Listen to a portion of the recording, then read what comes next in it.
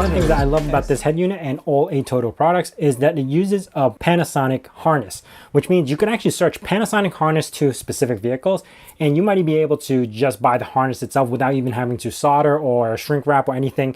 It would just be one complete harness for your specific vehicle, and that's why they did it this way. Now in the back, there are multiple connections where you could have front video in, which you can actually turn this into a dash cam. You have rear video in, which is for reverse cameras, audio in, and then audio out. It also has two mics, one which is in front over here, and another one that you could connect directly to the back, and you could put this somewhere else. Now this particular version has a smaller trim.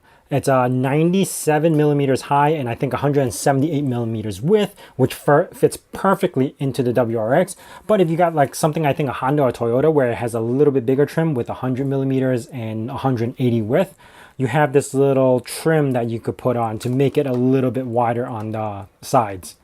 So you'll get a flush fit. Jumping into the operating system itself, you have the Android 10. Which is great. What that means is anything that works on an Android tablet or phone, you could install into here. So if you are interested in installing Torque to see your gauges, or you're interested in installing Spotify, Pandora, whatever it is, this operating system will support it, and you could install it on here. Especially if you are looking into doing some video playback, which I don't recommend. Yeah, you could install Netflix, Disney Plus, or whatever into this Android operating system. There's also this option where you could disable video while moving. So that's another good feature to have, because you shouldn't really be watching anything while you're driving. Now, one of the things they do talk about in the manual, it's actually not even seen anywhere, but in the manual, you could actually purchase a USB HDMI device and output two video signals to headrest monitors. So if you got headrests for the kids or anything in the back, you could actually have this radio output video signals to those two, have them watch videos while this just turns into a regular radio. I haven't tried this feature out, but I just read about it in the manual, which is pretty cool. This also supports gestures, not only touch gestures, but actual regular gestures with your hand. There's a little infrared device over here that could actually see your hand signals.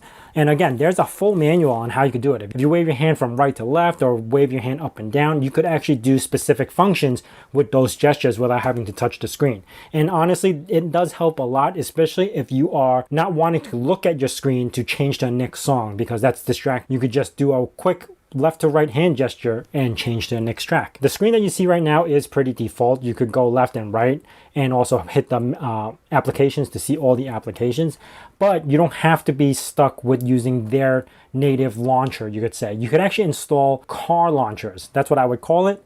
And as you can see right here, this just looks standard. And if I was to go over to one of the car launchers that I was looking at, this is a launcher that I would be taking a look at, where it's not distracting. You have all the buttons on the side. You could actually put GPS navigations into the center or the clock.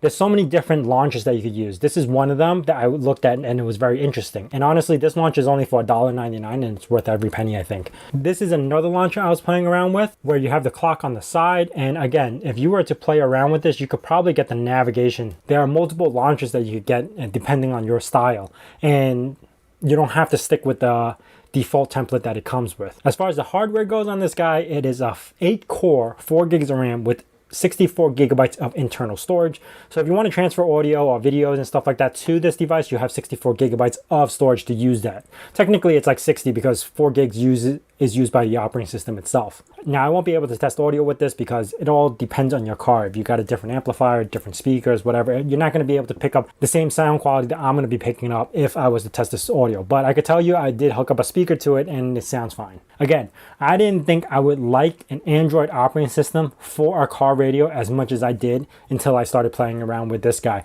I always thought that keeping it simple was the easiest way to go, and this way it won't distract you from driving. But having Android and different dashboards and different launchers, different applications that you specifically want, that works out really good. Now, I will be keeping this as a backup head unit to my Raspberry Pi. The Raspberry Pi is still installed in my car and it's working great. It went through 2 heat waves of 119 degrees in the car and it still hasn't melted, haven't had a problem. It wasn't overheating. So yeah, it's been working out great on the Raspberry Pi, especially with that fan cooler, and it does kick in. So I know it's working, but I don't have that little temperature gauge where it's overheating. So in that cubby at 119 degrees, the radio still worked great. I will be installing this into another vehicle in the future just to see how well it works inside a car. But for now, this, like I said, this is my backup head unit.